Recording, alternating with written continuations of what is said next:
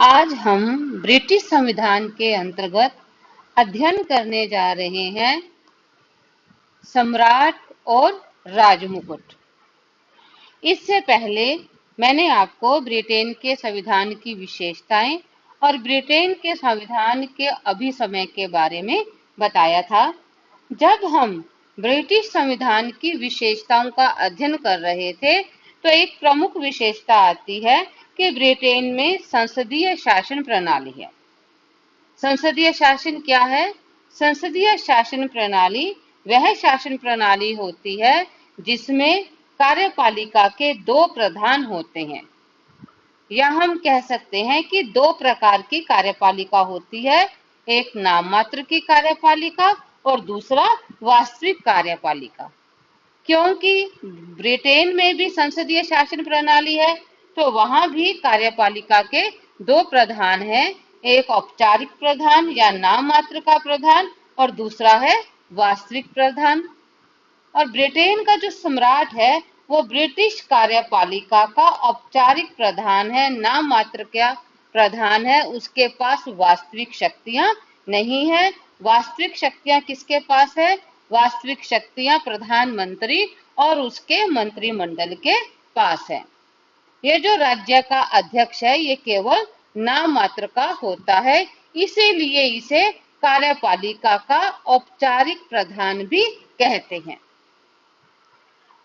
अब आप समझ गए होंगे कि ब्रिटेन में संसदीय शासन प्रणाली होने के कारण दो प्रकार की कार्यपालिका है, नाम मात्र की और वास्तविक, और जो वहां का सम्राट या राजा है वो वहां की नाम मात्र की कार्यपालिका के अंतर्गत आता है। ठीक है। और वास्तविक शक्तियों का प्रयोग प्रधानमंत्री और कैबिनेट के द्वारा किया जाता है। वर्तमान समय में एलिजाबेथ द्वितीय वहां सम्राट पद पर आसीन है। तो आज हम अध्ययन करेंगे सम्राट और राजमुकुट।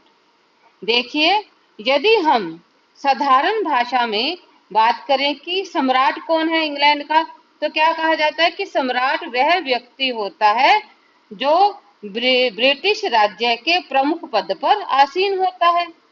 और राजमुकुट को क्या है? राजमुकुट का यदि हम सैद्धांतिक अर्थ समझे तो राजमुकुट है जो राजा अपने सिर पर धारण करता है। यानी कि मुकुट किसे कहेंगे? राजा जिसे सिर के ऊपर धारण करता है, और सम्राट जो वहां के राजपद पर आसीन है। प्राचीन काल में यही परंपरा थी कि सम्राट पदधारी व्यक्ति द्वारा विधिवत समारोह के बाद जब राजमुकुट धारण कर लिया जाता था तभी से उसे शासन की समस्त शक्तियां प्राप्त होती थी। तो इस प्रकार जो राजमुकुट है वो किसका प्रतीक था? वो राज शक्ति का प्रतीक था।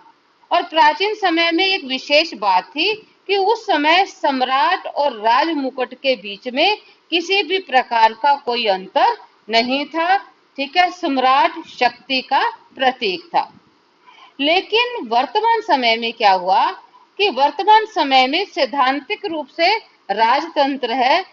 व्यवहारिक रूप में इंग्लैंड में कौन सी शासन प्रणाली है? वहां पर लोकतंत्र है, लोकतांत्रिक शासन प्रणाली है। अब क्योंकि वर्तमान समय में ब्रिटेन में लोकतंत्र स्थापित हो चुका है, इसलिए वहां पर राजमुकुट और सम्राट के बीच में भेद उत्पन्न हो गया है। यानी कि आज सम्राट सम्राट है और राजमुकुट का अर्थ वो नहीं है जिसे हम सैद्धांतिक रूप से समझते थे, यानी कि जो सम्राट के सिर के ऊपर धारण किया जाता था यह उसका प्रतीक नहीं है। वर्तमान समय में राजमुकुट शासन की शक्तियों का प्रतीक है। ठीक है। शासन यदि हम देखें कि ब्रिटेन ने अपनी यात्रा एक निरंकुश राजतंत्र के रूप में प्रारंभ की थी, किंतु आज वहां पर लोकतंत्र है। राजतंत्र से लोकतंत्र की दिशा में ब्रिटिश संविधान का जो विकास हुआ है उससे यह स्पष्ट है कि व्यक्ति रूप में राजा को जो शक्तियां प्राप्त थी वह अब संस्था रूप में राजमुकुट को प्राप्त हो गई हैं। तो कहने का अभिप्राय क्या है कि वर्तमान समय में राजा और राज मुकुट के बीच में, या हम कहें कि सम्राट और राज मुकुट के बीच में अंतर आ गया है। और परीक्षा के पॉइंट ऑफ व्यू से भी मैं आपको बताना चाहूंगी कि यह एक इम्पोर्टेंट क्वेश्चन है, पेपर में कई बार रिवाइज होता है कि सम्राट और राज मुकुट से आप क्या समझते हैं, या सम्राट और राज मुकुट के बीच का अंतर स्पष्ट कीजिए। तो सबसे पहले मैं आपको बताऊंगी कि राज मुकुट क्या है। ठीक है, अभी मैं वैसे बता चुकी हूँ, पर फिर भी हम एक शाब्दिक अर्थ से और स्पष्ट करना चाहेंगे कि राज मुकुट क्या है। यदि हम राज मुकुट का शाब्दिक अर्थ देखते हैं तो शाब्दिक अर्थ में राज मुकुट राज सत्ता का वह प्रतीक है जिसे सम्राट राजपद ग्रहण करने के समय अपने मस्तक पर धारण करता है। किंतु वर्तमान समय में राज मुकुट ने एक संवैधानिक अर्थ भी प्राप्त कर लिया है, और इस संवैधानिक अर्थ में राज मुकुट क्या है, केवल एक प्रतीक नहीं रह गया है, बल्कि राज मुकुट एक संस्था है जिसमें व्यक्ति रूप में कौन कौन शामिल है। वहां व्यक्ति रूप में सम्राट, कैबिनेट, लोक सेवाएं और सभी यानी कि जो लोग प्रशासनिक सत्ता का उपयोग करते हैं वे सभी राज मुकुट के अंतर्गत आते हैं। यानी कि जो राज मुकुट है वो केवल एक सिर पर धारण करने वाला मुकुट मात्र नहीं है, बल्कि राज मुकुट एक संस्था है जिसमें सम्राट भी है, प्रधानमंत्री और उसका मंत्रिमंडल भी है, और समस्त प्रशासनिक सेवाएं भी राज मुकुट के अंदर आती हैं। अब एक महत्वपूर्ण प्रश्न और बनता है कि राज मुकुट और सम्राट में अंतर बताइए। तो इस अंतर को हम इन बिंदुओं के द्वारा स्पष्ट करने की कोशिश करूंगी मैं। पहला अंतर क्या है कि सम्राट एक व्यक्ति है और राज मुकुट एक संस्था है। देखिए, राजा तथा राज मुकुट में एक महान अंतर यह है कि राजा एक व्यक्ति है और राज मुकुट एक संस्था। जैसा कि मैंने अभी आपको बताया कि इस संस्था में सम्राट भी शामिल है, प्रधानमंत्री और उसका कैबिनेट और लोक सेवाएं भी शामिल है। तो राज मुकुट क्या है, एक संस्था है। अब निरंकुश राजतंत्र के स्थान पर ब्रिटेन में क्या है, सीमित राजतंत्र स्थापित हो गया है। इससे अभिप्राय यह है कि पहले जो शक्तियां राजा को व्यक्तिगत रूप में प्राप्त थी वे अब राज मुकुट नाम की संस्था को हस्तांतरित कर दी गई हैं। या सरल शब्दों में मैं आपको बताना चाहूं कि प्राचीन काल में जिन शक्तियों का प्रयोग सम्राट के द्वारा किया जाता था, आज उन शक्तियों का प्रयोग राज मुकुट के द्वारा किया जाता है। यह शासन सत्ता का प्रतीक है जिसमें विधायी, प्रशासनिक और न्यायिक तीनों ही प्रकार की शक्तियां शामिल हैं। नेक्स्ट आती है विशेषता अंतर कि सम्राट अस्थाई है और राज मुकुट स्थाई है। देखिए, सम्राट व्यक्ति है, अब व्यक्ति होने के कारण वो जन्म भी लेगा और उसकी मृत्यु भी निश्चित है। लेकिन राज मुकुट क्या है, राज मुकुट एक संस्था है। अब व्यक्ति होने के कारण राजा है या सम्राट है वो मरता है, लेकिन जो राज मुकुट है वो अमर माना जाता है। ब्लैकस्टोन ने एक बहुत बढ़िया परिभाषा दी थी कि हेनरी, एडवर्ड या जॉर्ज मर सकते हैं, लेकिन सम्राट इन सब में अधिक जीवित रहता है। इसका अभिप्राय यह है कि सम्राट व्यक्ति के रूप में तो मर सकता है, परंतु उसका जो पद है जिसे राज मुकुट कहा जाता है वो अमर है। इसी कारण इंग्लैंड में यह प्रसिद्ध उक्ति है कि सम्राट मर गया और सम्राट चिरंजीवी हो। ये कई बार आपके पेपर में भी क्वेश्चन आ जाता है, शॉर्ट क्वेश्चन, कि सम्राट मृत है और सम्राट चिरंजीव हो, इससे आप क्या समझते हैं। तो इसका आंसर यही बनता है कि सम्राट एक व्यक्ति है और उसकी मृत्यु निश्चित है, लेकिन राज मुकुट एक संस्था है।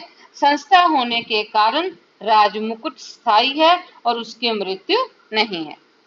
तो जो सम्राट मृत है शब्द आता है वो किसके लिए आता है? व्यक्ति के रूप में आता है। और जब हम कहते हैं कि सम्राट चिरंजीवी हो, तो चिरंजीवी का मतलब सम्राट का यहाँ अभिप्राय राज मुकुट नाम की संस्था है। क्योंकि एक बार मैं फिर आपको बता रही हूँ कि प्राचीन काल में जिन शक्तियों का प्रयोग सम्राट के द्वारा किया जाता था, वर्तमान समय में उन शक्तियों का प्रयोग राज मुकुट के द्वारा किया जाता है। जो राजा है वो एक शरीरधारी व्यक्ति है और राज मुकुट क्या है? एक विचार है या अवधारणा है। वह हमें दिखाई नहीं देती, वह एक अदृश्य संज्ञा है। तो इस कारण से हम कह सकते हैं कि राजमुकुट सम्राट मृत है और सम्राट चिरंजीवी है। ठीक है, नेक्स्ट अंतर आता है, सम्राट व्यक्ति है और राजमुकुट सामूहिक। ठीक है, अब सम्राट का रूप क्या है? व्यक्तिक है और राजमुकुट का सामूहिक। राजमुकुट की शक्तियों का प्रयोग एक व्यक्ति द्वारा न होकर अनेक व्यक्तियों द्वारा होता है। ये मैं आपको स्टार्टिंग में समझा चुकी हूँ कि राजमुकुट के अंतर्गत सम्राट, प्रधानमंत्री, कैबिनेट और नौकरशाही समस्त आते हैं। ठीक है, राजमुकुट के अंतर्गत, और सम्राट में केवल एक व्यक्ति।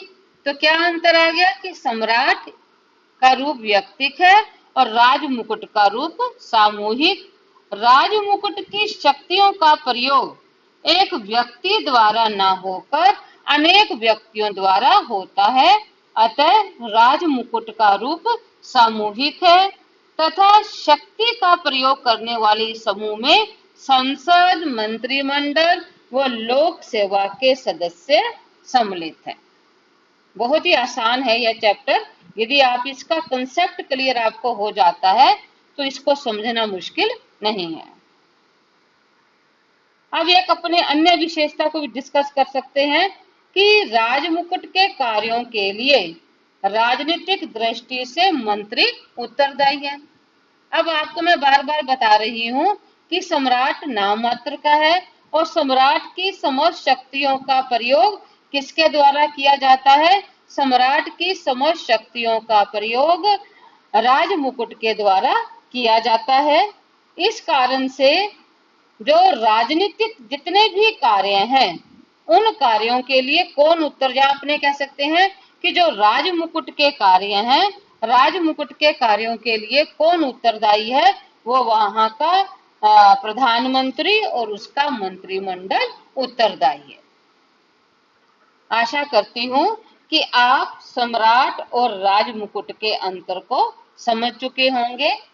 एक बार अंत में मैं आपको फिर से राजमुकुट की परिभाषा बताना चाहूंगी कि राजमुकुट राजसत्ता का वह प्रतीक है जिसे राजपद पर आरूढ़ होते समय अपने मस्तक पर सम्राट धारण करता है।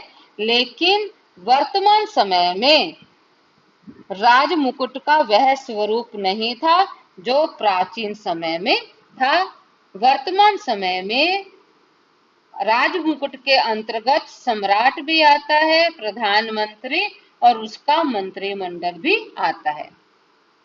राजमुकुट सर्वोच्च कार्यपालिका तथा शासन में नीति निर्माण की संस्था है जिससे अभिप्राय है राजा, मंत्री तथा संसद का सम्मिश्रण। यह वह संस्था है जिसको सम्राट की समस्त शक्तियां तथा विशेषाधिकार धीरे धीरे हस्तांतरित हो गए हैं। आशा करती हूँ कि आपको सम्राट और राजमुकुट के बीच का जो अंतर है वो आप समझ चुके होंगे। यानी कि आपके चैप्टर का नाम है सम्राट और राजमुकुट। अब इसका सार बताना चाहूंगी कि प्राचीन समय में इंग्लैंड में राजतंत्र था। राजतंत्र से क्या अभिप्राय है? जिसमें शासन सत्ता या शासन की शक्तियां राजा सम्राट के पास होती हैं। सम्राट शक्तिशाली था, लेकिन यदि आपने जब ब्रिटिश संविधान की विशेषताओं का अध्ययन किया तब क्या सामने आई बात कि ब्रिटिश संविधान अलिखित संविधान है और उसमें अभिसमय महत्वपूर्ण भूमिका अदा करते हैं और इन्हीं अभिसमय के कारण यानी कि ये विकास का परिणाम है। तो धीरे धीरे क्या है कि जो इंग्लैंड का राजतंत्र है वो किस में परिवर्तित हो गया, वो लोकतंत्र में परिवर्तित हो गया। अब क्या है कि जो ब्रिटेन के नागरिक हैं वो परंपरावादी हैं, वो अपनी परंपराओं का अंत करना नहीं चाहते। अब उन्होंने क्या किया, सम्राट के पद का अंत नहीं किया और वहां पर समस्त शक्तियां किसमें आ गई हैं, कन्वर्ट किसमें हो गई हैं, प्रधानमंत्री और मंत्रिमंडल में। यानी कि ब्रिटेन का संविधान विश्व का एक अनूठा संविधान है जिसमें सैद्धांतिक रूप से राजतंत्र है और व्यवहारिक रूप में वहां पर लोकतंत्र है। इसी कारण से ब्रिटेन में संसदीय शासन प्रणाली का जन्म हुआ। संसदीय शासन प्रणाली के कारण अब वहां पर दो प्रकार के कार्यपालिका के प्रधान हैं, सम्राट और वास्तविक शक्तियां किसके पास है, प्रधानमंत्री और उसके मंत्रिमंडल के पास। तो सम्राट वहां आज भी विद्यमान है, ठीक है। और जो शासन करने की शक्तियां हैं वो किसके पास है, प्रधानमंत्री, मंत्रिमंडल और नौकरशाही के पास। तो इन चारों का जो सामूहिक रूप है उसको किसका नाम दे दिया गया है, उसको राज मुकुट का नाम दे दिया गया। तो आज राज मुकुट राजा के द्वारा सिर पर धारित करने वाला मुकुट मात्र नहीं रह गया है। आज इंग्लैंड में राज मुकुट शासन सत्ता का वह प्रतीक है जिसके माध्यम से ब्रिटिश की या ब्रिटेन की शासन व्यवस्था का संचालन किया जाता है। तो ये है सम्राट और राजमुकुट। सम्राट और राजमुकुट के बीच आज हमने अध्ययन किया है मुख्यतः सम्राट और राजमुकुट में क्या अंतर है, क्योंकि ये वो बिंदु है जिससे कई महत्वपूर्ण प्रश्न आते हैं। जैसे मैंने आपको अभी बताया कि सम्राट मृत है, सम्राट चिरंजीवी हो, तो ये आप तभी समझ पाओगे यदि आपको इसका अंतर क्लियर है। तो ये अंतर मैंने आज को आपको बताया है। और इसके बाद जो मेरा लेक्चर होगा वो होगा कि राज मुकुट की शक्तियां, इसमें मैं आपको वास्तव में राज मुकुट की क्या शक्तियां हैं उसके बारे में आपको बताऊं। धन्यवाद।